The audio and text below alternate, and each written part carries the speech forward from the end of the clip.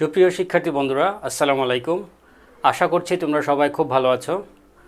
তোমাদের সকলের সুস্বাস্থ্য প্রত্যাশা করে আজকের মতো আমরা বাস্তব সংখ্যার সৃজনশীল কিছু প্রবলেম সমাধানে সরাসরি বোর্ডে চলে যাচ্ছি।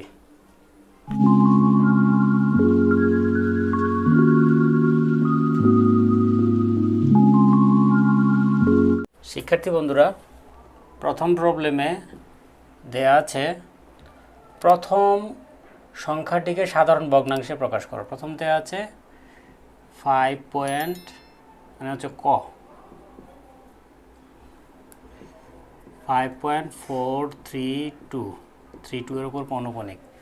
ঠিক আছে, এটাকে সাধারণ ভগ্নাংশে প্রকাশ করতে হলে আমরা পুরো সংখ্যাটা হুবহু লিখব। 5432 মাইনাস 5432। আচ্ছা, যেই দুইটা ডিজিটের উপর পৌনঃপুনিক দেওয়া আছে সেই দুইটা মুছে দিব। তোমরা তো খাতায় মুছতে পারবে না, তোমরা জাস্ট ওই দুইটা ডিজিট লিখবে না, দ্যাটস ইট। আর দশমিকের পরে দুইটা ডিজিট পৌনঃপুনিক, সো দুইটা 9, এবং একটা ডিজিটের উপর পৌনঃপুনিক দেওয়া নেই, সো একটা 0। তাহলে কী দাঁড়াচ্ছে? 5432 থেকে 54 চলে গেলে আর দেখি 4 আছে, 12 হবে, 8 হলে হাতে আছে 1, 6 আছে 13 হবে, 7 হলে হাতে আছে 1, 3, 5 বাই 990। এটাকে যদি আমরা 2 দিয়ে করি, এটা হবে 495 ডিভাইড বাই, এটা হবে 26 দুগুণে 52, 8 দুগুণে 16, 9 দুগুণে 18। ঠিক আছে, এটাকে আমরা সিম্পলিফাই করে দেখেছি। এটা হয় 5 সমস্ত 495 ভাগের 214। এটা কি একটা সাধারণ ভগ্নাংশে প্রকাশিত হলো। এবং সাধারণ ভগ্নাংশের মধ্যে দেখো এটা কি ভগ্নাংশ? এটা অপ্রকৃত বা মিশ্র ভগ্নাংশ। কারণ দেখো এটা ফ্র্যাকশনাল পার্ট আছে, লবহর আছে, আবার পূর্ণ সংখ্যার পার্টও আছে। সো এটা একটা অপ্রকৃত বা মিশ্র ভগ্নাংশ। আচ্ছা, খতে কি বলা আছে? প্রথম সংখ্যা হতে দ্বিতীয় সংখ্যা বিয়োগ করো। আচ্ছা, এটা যেহেতু আগে যোগ বিয়োগ করতে হলে তোমরা জানো যে আগে আমরা সদৃশ করে নিতে হবে। সো আমরা আগে সদৃশ করে নিই। খ, প্রথম সংখ্যা মানে হচ্ছে 5432, 5.432।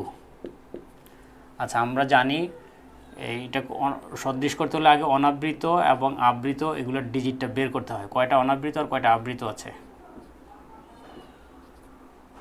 আমরা বের করে নিই। প্রথমটাতে দেখো দশমিকের পরে একটা অনাবৃত আছে, অর্থাৎ 4। এই যে একটা অনাবৃত আর দুইটা আবৃত। আচ্ছা, আর পরেরটা দেওয়া আছে কি 3.75346। এইখানে এই দুইটা অনাবৃত আর এই তিনটা আবৃত 346। আচ্ছা, আমরা জানি এগুলো থেকে নর্মালি সর্বোচ্চ যেটা সেটা নিতে হয় অনাবৃত থেকে। সর্বোচ্চ 1, 2 এর সর্বোচ্চ 2, আর এদের থেকে নিতে হয় লসাগু। 3, 2 এর লসাগু হচ্ছে 6। তাহলে আমার যে সিমিলার ফ্র্যাকশানটা আসবে সেখানে প্রত্যেকটাতেই দুইটা অনাবৃত ডিজিট থাকবে এবং 6টা আবৃত ডিজিট থাকবে। তাহলে আমরা সিমিলার করি। তাহলে 5.432 দেখো এই 43 দুইটাকে আমি অনাবৃত রাখি। তাহলে আমি আবৃত শুরু করব 2 থেকে। যেহেতু আমার রিপিটিং সিকোয়েন্স হচ্ছে 32, সো আমি 3232, 5টা হইলো, আমার 6টা লাগবে, আরেকটা 3 দিই। 3232323 এই পর্যন্ত শেষ। যেহেতু আমার বিয়োগ করতে হবে, সো আমি একটা খাড়া লাইন দিয়ে আরও দুইটা ডিজিট করব। তো 3 এর পরে 2, তারপর আরেকবার 3, কারণ আমার যেহেতু দুইটা ডিজিট করতে হবে, সো 32 থেকে আমি সিকোয়েন্সটা পূর্ণ করব।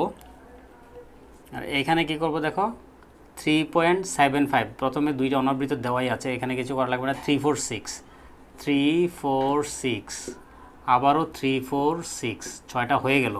এবার খাড়া লাইন দিয়ে আরও দুইটা ডিজিট দিব, তাহলে কী হবে 346-এর 34 যাবে। ঠিক আছে, আমরা এবার বিয়োগ করে ফেলি।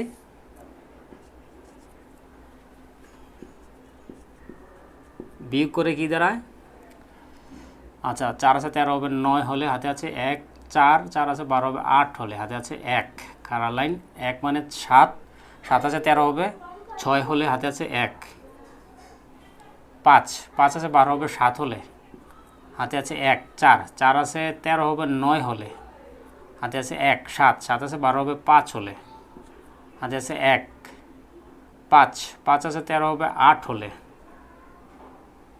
হাতে আছে 1 4, 4 আছে 12 হবে 8 হলে, হাতে আছে 1 6, 6 আছে 13 হবে 7 হলে, হাতে আছে 1 8 আছে 14 হবে 6 হলে, হাতে আছে 1 4, 4 আছে 5 হবে 1 হলে। তাহলে ফাইনাল অ্যান্সারটা কী হবে 1.67885976, আর এই খাড়া লাইনের পরের দুইটা ডিজিট উইল বি ওমিটেড, এটা দরকার নেই। This is the final answer. ক্যালকুলেশনে যদি কোনো ভুল হয়ে থাকে সেটা তোমরা কারেক্ট করে নিবা, আমার মনে হয় না ভুল হয়েছে, তারপরেও চেক করে নিবা। হ্যাঁ, যোগ বিয়োগের বিষয় তো। আচ্ছা, এটা গেল খ। তারপরে আসছে গ। গতে কি বলা আছে, যদি পি কিউ স্বাভাবিক সংখ্যা পরস্পর সহমৌলিক এবং কিউ গ্রেটার দেন 1 হয় তবে দেখাও যে রুট 15 পি বাই কিউ আকারের সংখ্যা হতে পারে না। অর্থাৎ গতে সব শর্ত বলা আছে। হ্যাঁ, বলা কি দেখাতে হবে, রুট 15 যে পি কিউ আকার পি বাই কিউ আকারের সংখ্যা না, মানে কি অমূলদ সংখ্যা। পি বাই কিউ আকারের সংখ্যা যদি হতো তাহলে মূলদ সংখ্যা। তাহলে আমরা কি করি, আমরা ধরি root 15 equals to P by Q আকারের সংখ্যা,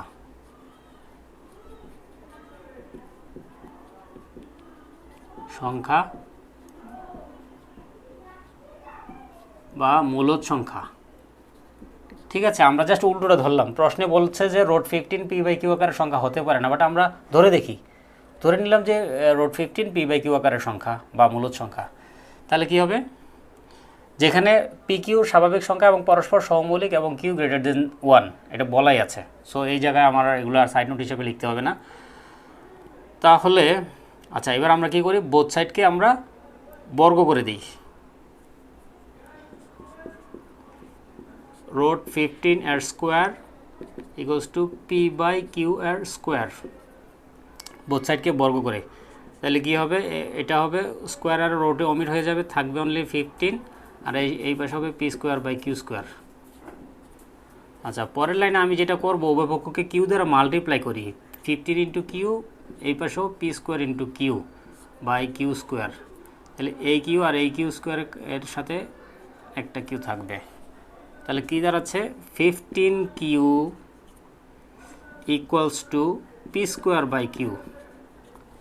আচ্ছা, আমরা প্রশ্নেও বলা আছে যে পি কিউ স্বাভাবিক সংখ্যা। স্বাভাবিক সংখ্যা মানে কি, পজিটিভ ইন্টিজার্স, মানে পূর্ণ সংখ্যা, ধনাত্মক পূর্ণ সংখ্যা। তাহলে 15 একটা পূর্ণ সংখ্যা আর একটা কিউ পূর্ণ সংখ্যা, তাই দুইটা মাল্টিপ্লাই করলে সেটাও আরেকটা পূর্ণ সংখ্যা হবে। আর পি স্কোয়ার বাই কিউ এই দুইটা যদি পূর্ণ সংখ্যা হয় তাহলে এই ফরম্যাটে কখনো পূর্ণ সংখ্যা পাওয়া যায় না, সেটা প্রমাণিত। তারপর আমরা একটু সিমুলেশন করে দেখাই। ধরি P equals to 5, Q equals to 4, তাহলে 15 কিউ কত হয়, 15 কিউ ইকুয়ালস টু 15 ইন্টু 4 মানে হচ্ছে 60, এটা একটা পূর্ণ সংখ্যা।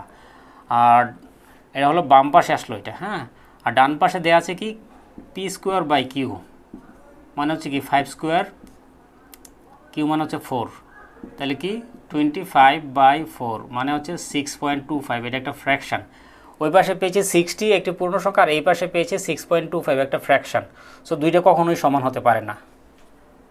সুতরাং 15 Q can't be equal to P square by Q. হ্যাঁ, এই যে এই পাশে এটা সিমুলেশন দেখেছ। আচ্ছা, তাহলে আমরা এই কিউটা ওই পাশে নিয়ে যাই, 15টাকে এই পাশে রেখে পি স্কোয়ার, এই পাশে কিউটা আসলে এটা ভাগ হয়ে যাবে। তাহলে কি হয়, 15 does not equals to P square by Q square. বা এবার দেখো আমি বোথ সাইডকে আবার স্কোয়ার রুট করে দিই। ঠিক আছে, তাহলে এটাকে স্কোয়ার রুট করলে হবে root over of 15 is not equals to root over of P square by Q square. সুতরাং root over of 15 is not equals to, এটার স্কোয়ার রুট আর স্কোয়ারে কেটে যাবে, থাকবে শুধু পি বাই কিউ। তার মানে কি দেখো, আমি কিন্তু প্রশ্নে চলে আসছি। দেখো root over 15 cannot be P by Q, অর্থাৎ রুট ওভার অফ 15কে পি বাই কিউ আকারে প্রকাশ করা যাবে না, অর্থাৎ রুট ওভার অফ 15 একটি অমূলদ সংখ্যা। অমূলদ সংখ্যা বলার দরকার নেই, কারণ আমাকে প্রশ্নে যা বলেছে আমি সেটাই বলতেছি। অর্থাৎ রুট ওভার অফ 15কে পি বাই কিউ আকারে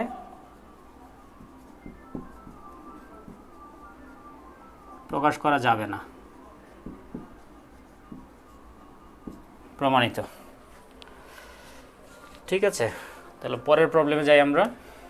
পরের প্রবলেমে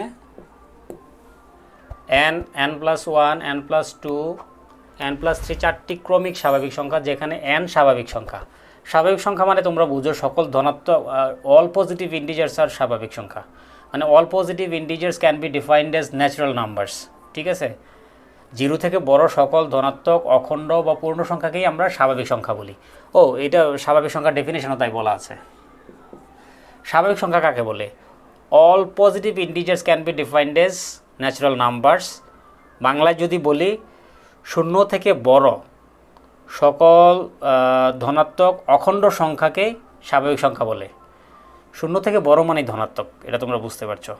অর্থাৎ সকল ধনাত্মক, অখণ্ড বা পূর্ণ সংখ্যাকেই স্বাভাবিক সংখ্যা বলে, যেমন 1 2 3 4 5 6 7 8 এভরিথিং আদার দেন ফ্র্যাকশনস। কোনো ফ্র্যাকশন থাকতে পারবে না, কিন্তু সকল পূর্ণ সংখ্যা। সো স্বাভাবিক সংখ্যা পেয়ে গেলে, আর যদি ইংরেজিতে বলি কি বলা যায়? All positive integers can be defined as natural numbers. স্বাভাবিক সংখ্যা মানে হচ্ছে ন্যাচারাল নাম্বার। ঠিক আছে, আচ্ছা, স্বাভাবিক সংখ্যার সংখ্যা গেলে এবার খ তো বলেই ফেললাম। আচ্ছা, প্রদত্ত চারটি সংখ্যার গুণফল নির্ণয় করো। চারটি সংখ্যা কী দিয়ে আছে? n plus 1 n plus 2 n plus 3, চারটি সংখ্যার গুণফল সিম্পল। তাহলে আমরা একটু ক্যালকুলেশনের সুবিধার্থে আমরা প্রথম দুইটাকে মাল্টিপ্লাই করি আর এই দুইটাকে একসাথে মাল্টিপ্লাই করি, অথবা আর কি কোনো আছে? আচ্ছা না, আমরা একটু অন্যভাবে করি। আমি n ইন্টু n প্লাস 3কে একসাথে নিয়ে আসি, আর n প্লাস 1 আর n প্লাস 2কে একসাথে মাল্টিপ্লাই করি, তাহলে একটু সুবিধা হবে। অবশ্যই এখানে কোনো সুবিধা নেই, পরেরটাতে হয়তো সুবিধা হবে। n ইন্টু n প্লাস 3 মানে হচ্ছে n স্কোয়ার প্লাস 3n, আর এইটাকে যদি মাল্টিপ্লাই করি n square plus 2n plus n plus 2, মানে কী দাঁড়াচ্ছে? আমার যেহেতু এখানে মাল্টিপ্লাই করি n স্কোয়ার প্লাস 3n, এটা আসছে n square plus 3n plus 2। ঠিক আছে, যেহেতু simply we have to do the multiplication, so we just do the multiplication, nothing else. এই n স্কোয়ার দিয়ে পুরোটাকে একবার মাল্টিপ্লাই করি, তাহলে n square n to the power 4 plus 3n cube plus 2n square plus এই 3n দিয়ে আবার পুরোটাকে multiply করি, তাহলে 3n, এখানে n স্কোয়ার, তারপরে 3n cube plus 3n 9n square plus 3n আর 2 মানে হচ্ছে 6n। ঠিক আছে, this is the simple multiplication. তাহলে কী হবে? n to the power 4 plus n cube আছে এখানে 3টা, এখানে 3টা, তার মানে কি 6n কিউব প্লাস এখানে আছে 2n স্কোয়ার, এখানে আছে 9n স্কোয়ার, তার মানে কি 11n স্কোয়ার প্লাস আর কি আছে? আর কিছু নয়, only 6n। This is the answer of your multiplication. ঠিক আছে, জাস্ট গুণফল। আচ্ছা, পরেরটাতে আমরা কি করব দেখো, প্রদত্ত সংখ্যাগুলোর গুণফলের সাথে 1 যোগ করলে যোগফল কোন ধরনের সংখ্যা হবে সেটার যুক্তি দাও। আচ্ছা, আমরা আগে প্রদত্ত সংখ্যাগুলোর গুণফলটা বের করি। গতে কি বলেছে? প্রদত্ত সংখ্যাগুলোর গুণফল। আগে গুণফল মানে কি? n into n plus 1 into n plus 2 into n plus 3, 1 2 3 4, তার সাথে 1 যোগ করলে যেই সংখ্যাটা হবে এটাই তো সংখ্যাটা, রাইট? আচ্ছা, এই সংখ্যাটা এখন আমরা কোন ধরনের সংখ্যা হবে সেটার একটা যুক্তি দিতে হবে আমাদেরকে। তাহলে আমরা একটু সিম্পলিফাই করার জন্য এই এনকে আর এটার সাথে একসাথে মাল্টিপ্লাই করি। দেখো, প্রথমে এই পুরোটা আমাদেরকে মাল্টিপ্লাই করতে হবে। সো আমি আমার সুবিধার্থে n আর n+3 একসাথে মাল্টিপ্লাই করি, এরপরে n+1 আর n+2কে একসাথে মাল্টিপ্লাই করি, +1টা রাখি, ওটা পরেই করব। আচ্ছা, তাহলে এইটাকে যদি এই দুইটাকে যদি মাল্টিপ্লাই করি কি হয়, n² + 3n, n² + 3n, ঠিক আছে। আর এই দুইটাকে যদি মাল্টিপ্লাই করি কি হয়, n² + 2n প্লাস এই 1 দিয়ে যদি পুরোটাকে বলতে n+2 + 1। আচ্ছা, এটা কি হচ্ছে n² + 3n, আর এটা কি হচ্ছে n² + 2n আর 1n 3n, 3n + 2 + 1। এখানে ধরি n² + 3n = x। তাহলে কি হয়, এটা হবে x আর এইটা হবে এইটুকু x, তার মানে x + 2 + 1। এটাকে এবার আমি মাল্টিপ্লাই করে ফেলি। x × x মানে হচ্ছে x² প্লাস x × 2 মানে হচ্ছে 2x + 1। আচ্ছা, এটা তাহলে কী দাঁড়াচ্ছে দেখো, x² + 2x + 1। এটা আমার a² + 2ab + b² এর ফর্মুলাতে আমি ফেলতে পারছি, a² + 2ab + b², রাইট। তাহলে আমার কী দাঁড়াচ্ছে, x + 1 এর হোল স্কোয়ার দাঁড়াচ্ছে পুরো সংখ্যাটা। অর্থাৎ চারটা সংখ্যার গুণফলের সাথে 1 যোগ করলে যেই সংখ্যাটা আমি পাচ্ছি সেটা একটা পূর্ণবর্গ সংখ্যা দাঁড়াচ্ছে। তাহলে আমি এইটাকে আমি আরেকটু করে ফেলি, রিপ্লেস করে দিই এক্সকে। এক্স মানে হচ্ছে n² + 3n + 1 এর হোল স্কোয়ার,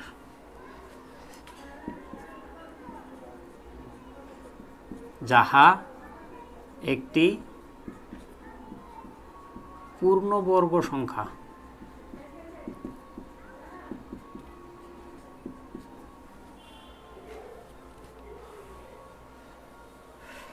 আচ্ছা, যাহা একটি পূর্ণবর্গ সংখ্যা।